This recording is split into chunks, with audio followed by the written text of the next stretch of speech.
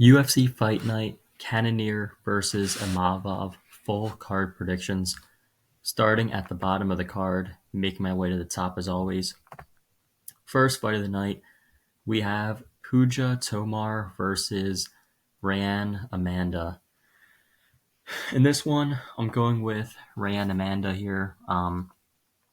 First of all, I want to mention that Puja Tomar has been fighting on the Indian regional scene, which honestly, she's been fighting at a Matrix Fight Night, which is a terrible regional scene. If you look at her few opponents, you look and you're like, oh, 8-2, that's not a bad record. And you actually watch the fight, and it was pretty just a bad fight. She got taken down multiple times as well by B Win, who was 6-8 at the time before she ended up winning that. So I think Ray and Amanda, if she's not absolutely terrible at fighting, she should be able to. Which honestly, she could be terrible at fighting. I wouldn't really doubt that, but even if she is bad, she should still be able to take down Puja Tomar basically at will. Amanda's fought the better competition.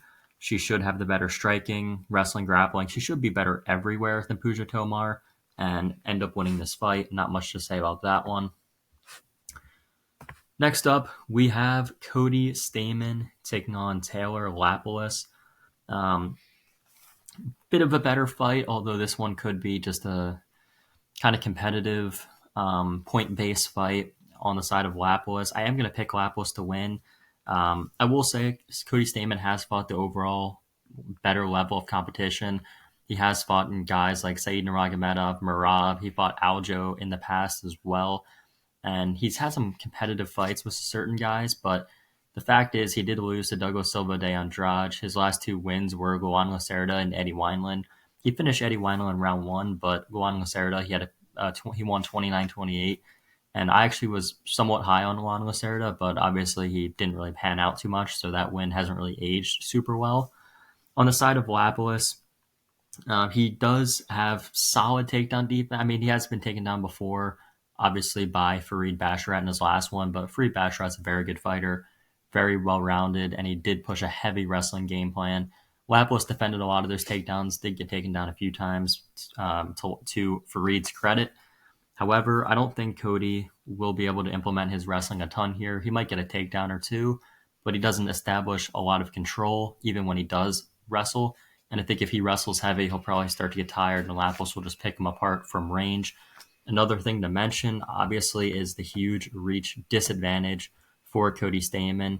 73-inch reach for Lapilus to the 64.5-inch reach for Stamann. So the reach disadvantage is right on the table there. It's prevalent. It should be enough for Lapilus to get it done. The one concern I have with Lapilus is obviously his point fighting style. He's not a guy that finishes a ton of fights, and he does often go to close decisions. So that's the only concern I have with him being a very minus 280, nearly minus 300 favorite.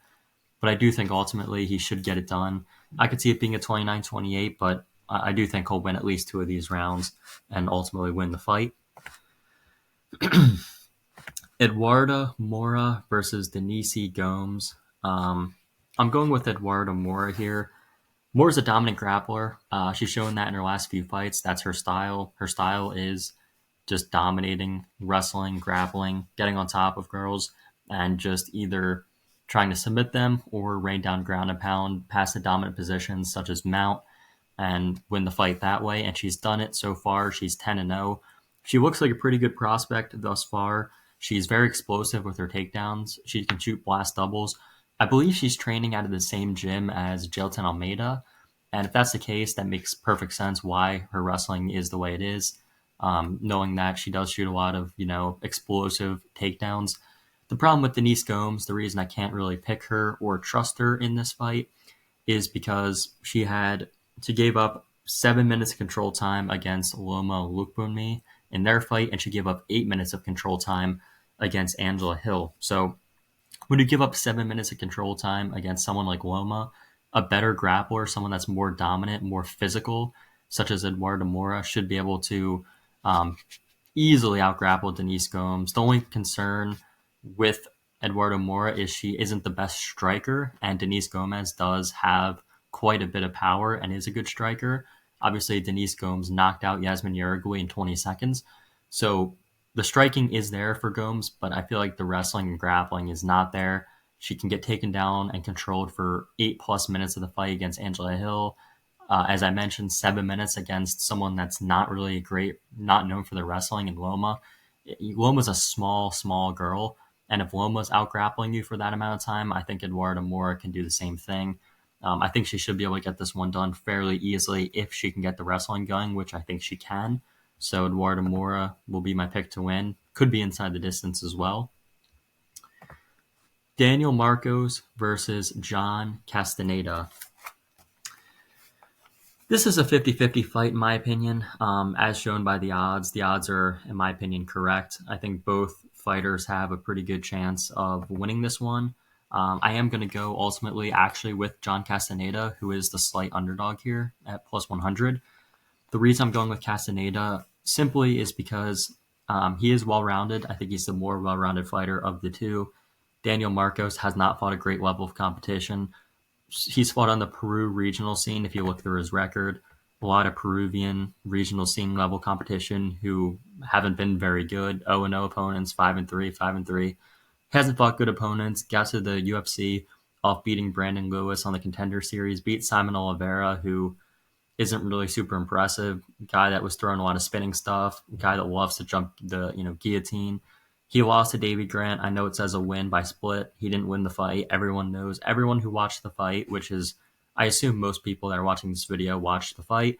David Grant clearly beat Daniel Marcos. It shouldn't. I actually picked Daniel Marcos. I think I had a bet on him as well, and I even said that Daniel Marcos lost the fight. So David Grant should have won, and then Arichi Lang was the last fight that he had, and he was winning that fight against Arichi Lang before I think he poked him in the eye first, and then he hit him with a groin shot, and it ended up being a no contest. So he would have won the fight because he was looking good in that one. He was pretty much dominating the majority of the fight, but it ended up going to a no contest because of those fouls on the side of Marcos. For Castaneda, he does a lot of stuff right. As I mentioned, he can mix things up well. He can wrestle if he has to. It usually isn't his primary game plan. It's usually not what he goes to initially, but he can wrestle. He's shown an ability to mix his striking into his wrestling if he has to do that. And he can wrestle. He can push guys up against the cage, use some cage control to his advantage. So I think that'll work for him. And level of competition is one other thing I want to mention with Castaneda. Castaneda's fought a good level of competition in his last 5. Eddie Wineland, I know, he's a little bit older, been knocked out a few times, but Miles Johns, solid fighter, lost to Daniel Santos, who's training under Charles Oliveira in that shoot-to-box gym, so not a terrible loss there. He also head-kicked him in round 1. Castaneda nearly knocked out Daniel Santos with a beautiful head kick in the first round before he ended up losing in the second round just due to the onslaught of pressure from Daniel Santos. I don't think Daniel Marcos has that sort of same pressure as a Santos does. And then Muin Gafurov and Kyung Ho Kang were his last 2 wins. So I think Castaneda's looked pretty good recently. I could see this being kind of like a tit-for-tat, close fight, back-and-forth fight where both guys have their moments, both guys land some strikes. But ultimately, if it's a 50-50 fight, I'll go with the slight underdog who's fought the better competition, which is John Castaneda. I think Daniel Marcos should not be undefeated, and I think he does take his first loss here. Moving along up the prelims, we have Andrea Lee versus Montana De La Rosa. I'm going with Andrea Lee again. For those that don't know, this is a rematch. This is a rematch from quite a few years ago. Andrea Lee won the first fight. I don't think that much has changed from then until now. I mean, what really has changed between these girls? The only thing that you could say has changed is Andrea Lee is a bit older at 35 to the 29-year-old De La Rosa. So if you look into that, you can say, De La Rosa has the age advantage on her side. She's a little bit younger, a little bit more in her prime. But can you really say she's in her prime when she's lost 3 in a row, including J.J. Aldridge? Losing to J.J. Aldridge 7 months ago, not a good look whatsoever. And also, I don't like the striking of De La Rosa. De La Rosa can grapple. She can wrestle a little bit. And I think that's going to be probably her game plan, is to take down Andrea Lee, rack up some control time. But I don't think Andrea Lee, she probably will get taken down a few times here, but I don't think she's going to get controlled and dominated by Montana De La Rosa. And I think on the feet, she's just a better striker. I think she's a better striker. I think she throws with more I think she can land with more damage in this fight. And I think ultimately that's how she's going to win. Lee's last few fights, I know she's on a 4-fight losing streak. Viviane Araujo, top 10 opponent. Macy Barber lost a split. I mean, when I first saw the fight, I thought Macy Barber lost, but rewatching it, I realized that Barber landed much more damage. Natalia Silva beat her, and so did Miranda Maverick. Those are all solid opponents. Now, Montana Del Rosa, on the other hand, Macy Barber lost a unanimous decision. Um, Lost to Tatiana Suarez, got guillotined. No shame there. Tatiana Suarez is a very good fighter. And then the J.J. Aldrich fight, as I mentioned, not a good look. Losing to J.J. Aldrich 30-27. So that wasn't good. Ultimately, not much else to say on the fight, just the fact that I think Lee's a better striker who will do more damage. And I think in the judges' eyes, she'll be the one that ends up getting the win because of that. Moving along up the prelims, we have Brad Katona taking on Jesse Butler. I'm going with Brad Katona here. Jesse Butler is a regional level fighter, and that's not to be disrespectful to him, but he came in on short notice to take on Jim Miller, and we all know how that turned out. He got knocked out in 20 seconds. Now, that was up at 55, but Jesse Butler's a featherweight. He should be fighting at 45. All of his fights, Luis Luna, Massimo Folin, Dimitri Ivey, all these fights, Ray Trujillo, all those fights were at featherweight, and now he's cutting down to bantamweight. So he took a fight against Jim Miller at 55. The rest of his fights are at 145. Now he's fighting at 135. So he's going up and down weight classes. I don't like that. I certainly don't like that. On the side of Brad Katona, his last 5, if you actually look into his record, he was on The Ultimate Fighter before he lost his last one to Garrett Armfield. I think Garrett Armfield's a solid fighter. Don't think there's a ton of shame in losing to Garrett Armfield. Cody Gibson beat him to win The Ultimate Fighter. Beat Samor Valiev in a split. Very competitive fight. I could have went the other way, but still, he ended up getting the win there. And this is actually the second UFC stint for Brad Katona. Lost to Hunter Azure and Merab Dvalishvili early on in his career. But on the side of Katona, he hasn't really lost to a lot of people at all. He's winning a lot of these fights, and I think he's better than Jesse Butler pretty much everywhere. The only advantage you can give to Jesse Butler is the fact that he's 5'10" with a 73-inch reach compared to the 5'6", 64.5-inch reach for Katona. So the size advantage is huge in favor of Butler, but I think the durability won't be there. I think Katona could actually end up finishing this fight. I think he might be able to even knock out Butler. I know Brad Katona is not a guy that's known to knock people out or submit people. He can submit people. Brad Katona does have a few submission wins on his record, but I think Brad Katona could win by submission here if Jesse Butler gasses out, or he can even win by knockout just by putting a lot of pressure on him, because I don't think Jesse Butler is really that good of a striker. So I'm going with Brad Katona to get back on track and win this one. He's a huge favorite, probably for a good reason. Although I'm not, I don't advise anyone to lay minus 650 on Brad Katona, but I do think he wins. Next fight is Charles Radke, Chuck Buffalo versus Carlos Prates. I'm going with Charles. I was going Charles Radke. I'm going with Carlos Prates here. Now, Charles Radke, he does have some advantages in this fight. He has a few advantages in this fight. Mainly, I think he is a solid grappler. Radke does have solid grappling, but on the side of Prates, he's a little bit younger by 3 years, 30-year-old, about to be 31, coming up, versus Radke, who's close to being 34.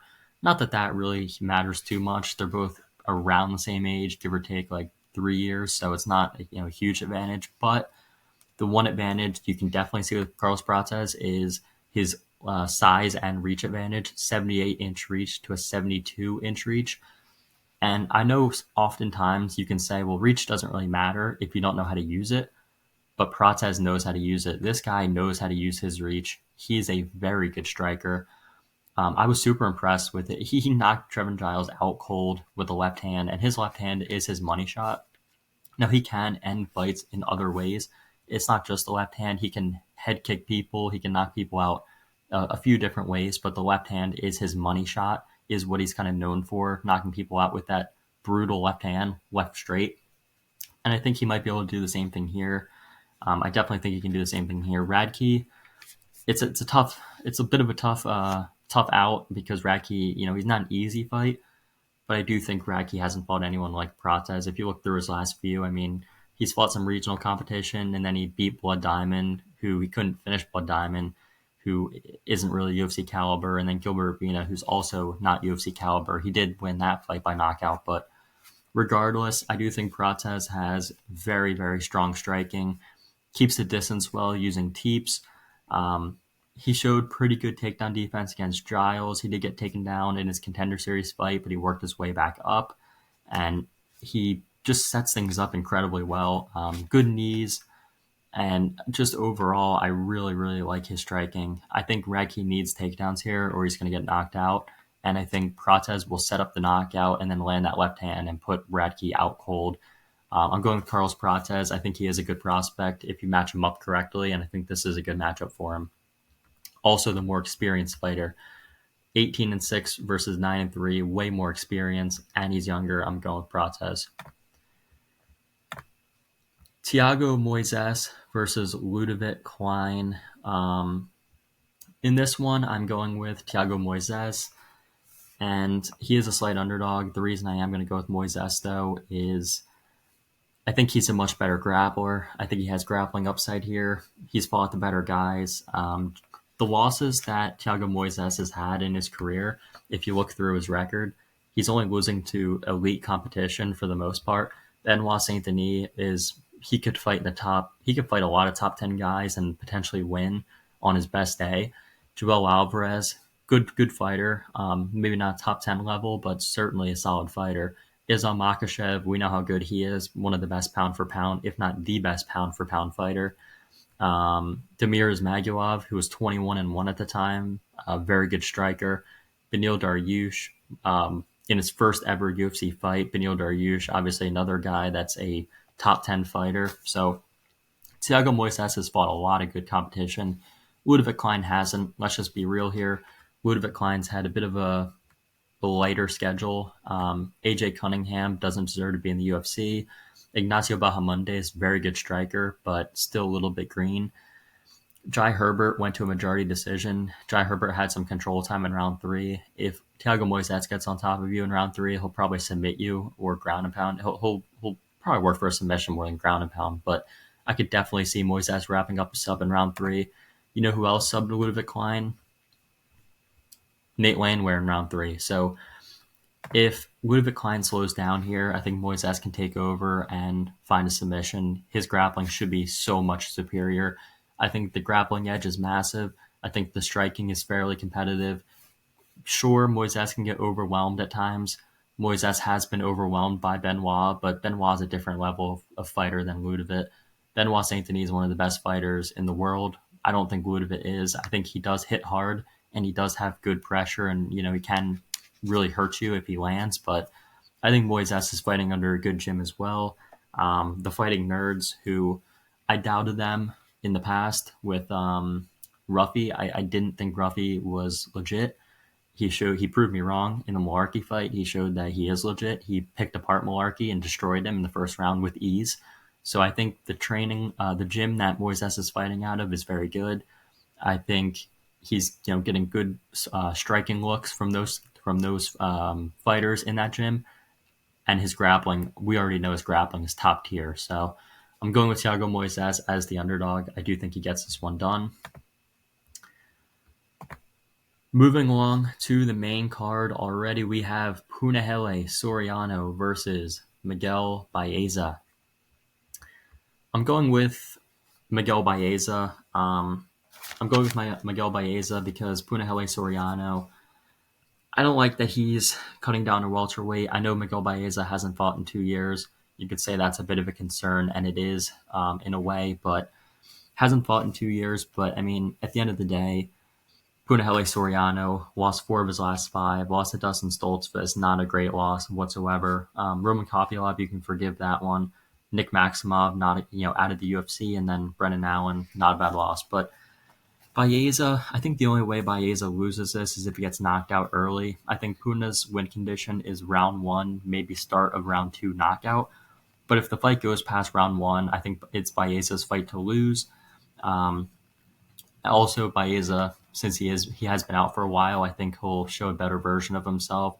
If his chin's fine, I think he's going to win the fight. He's way more skilled, in my opinion. Um, I definitely think he's a superior fighter, more well-rounded. Can even mix in the wrestling if he has to. If Punahele Soriano gets tired or over swings on some punches, so I'm going to go with Miguel Baeza here. Punahele, he has a knockout. He has a puncher's chance, but outside of the knockout, I don't think he beats Miguel Baeza. I do know that Miguel Baeza has been knocked out in his last two fights, but at the end of the day, Baeza, he's taken some time off, and he is the more well-rounded fighter. I do think he wins this one. I'm not going to trust him at minus 200. Definitely not going to trust him, but I think he should win this. Julian Marquez versus Zach Reese. Next fight on the main card. I'm going with Julian Marquez. I don't like Zach Reese. He's 6-1. He's never been out of the first round. If you look at his record, it just proves it. 7 fights, all of them round one, all the way through. So he's never been out of round one.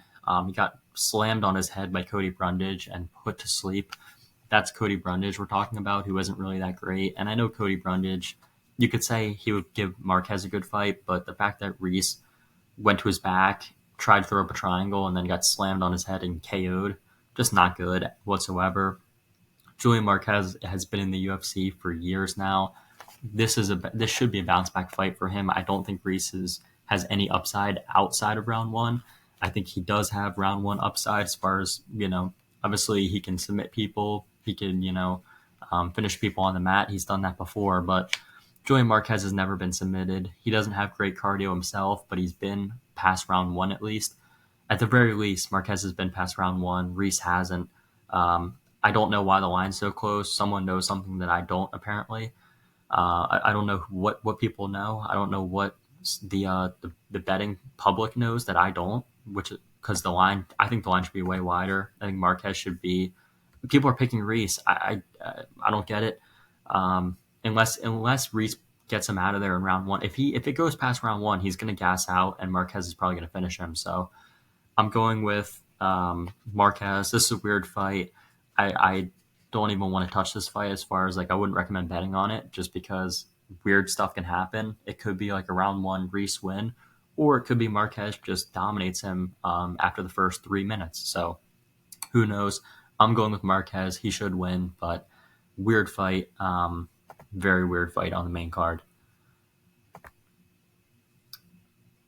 Next fight we have is Bruno Ferreira taking on Dustin Stoltzfus. Ferreira and Stoltzfus. So I'm going to go here with Bruno Ferreira. I think Bruno Ferreira is the better fighter. He has excellent judo, a lot of power on the feet. I think Dustin Stoltzfus is outmatched pretty much everywhere here. I think the grappling of Ferreira is better. I think the striking, he has more power. I think he's better overall as well. He has some impressive wins, Bruno does. He beat Phil Hawes. I know Phil Hawes doesn't really have a chin or anything, but he was able to take down Phil Hawes multiple times, which is very impressive. He lost to Nursultan Ruzaboyev. I don't really think that loss is that bad just because it's Nursultan, really big guy. And I know Nursultan just lost his last fight, but it was a bit of a weird knockout. I'm not going to hold that against him. He also beat RoboCop, knocked him out cold. If you're beating RoboCop, if you're beating guys like Phil Hawes, you should also be able to beat Dustin Stoltzfus. Dustin Stoltzfus, he beat Punahele Soriano, who's not very good, and he beat Dwight Grant, who's out of the UFC. Outside of that, he's lost every other fight in the UFC. He's 2-5 in the promotion. I don't rate Stoltzfus very highly. If the fight goes longer, sure, he can have a slight chance of winning, but even then, I still don't rate him that highly to win the fight. So I do think early on, Bruno Ferreira will win either by knockout or by submission. I'll say by knockout just because Dustin Stoltzfus did get KO'd in 20 seconds by Abus Magomedov. However, submission is also live. Bruno Ferreira is I feel like a solid prospect in the division despite his loss a year ago to Nursultan. Raul Rosas Jr. taking on Ricky Tercios. I'm going to go with Raul Rosas Jr. here. I'm going to go with Rosas. I think Tercios is not very good. He gave up a ton of control time, 8 minutes of control time against Brady Heastand, as well as giving up control time as well against Kevin Natividad. He gave up control time against a lot of guys. I think Raul Rosas, this is a tee up spot for Rosas. I think this is a get not a get right spot since he won his last fight, but I think this is a spot where the UFC knows Rosas is their a possible cash cow in the future. Rosas could be their guy. He's only 19 years old. He's a guy that they can make money off of for years to come. He could be a star in the making, and I think the UFC knows that. I think they're giving him a winnable fight here. I think he has more power. If the fight plays out on the feet, I think Rosas has more power. I think he has just better athleticism overall. I think he can take the back of Tercios, rack up.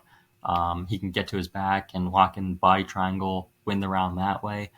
I just think Rosas has many different paths to victory. I think the main path to victory, though, is just taking Tercios down, taking his back, and just riding out time that way.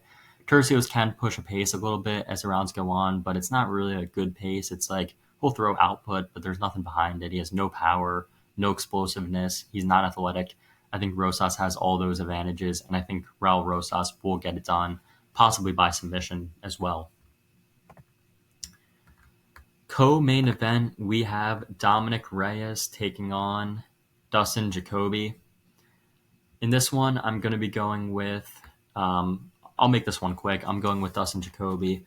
Reyes doesn't have a chin, and that's basically all I really have to say about that.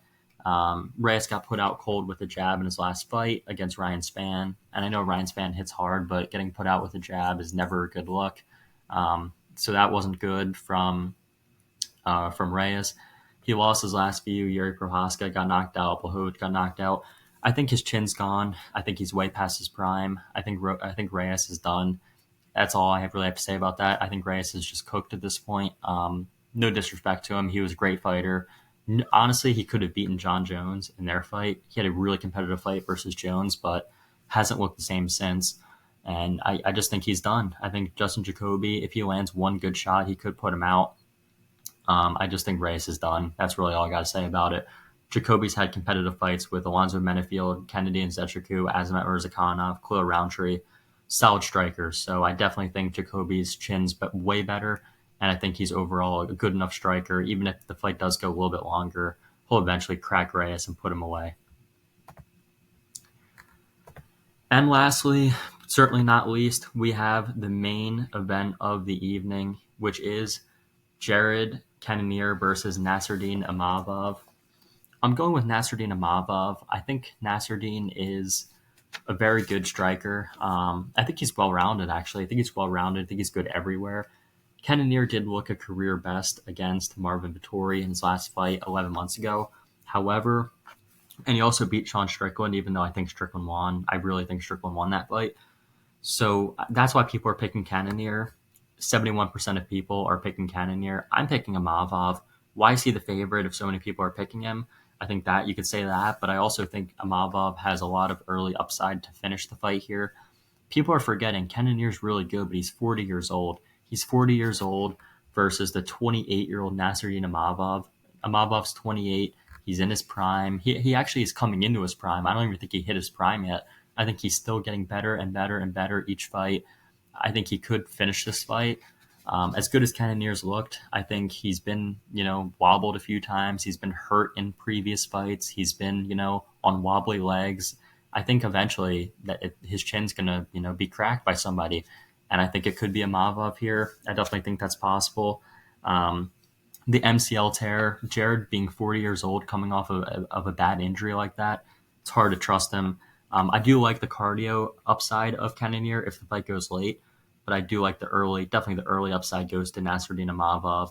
I do like his striking. I think he has got very good striking, pinpoint accuracy, as well as I think he has a good submission grappling game as well. So I'm going to go with Nasruddin Imavov here. I'm going to take him to win as a slight favorite, and I just think he has more to give at this stage of his career.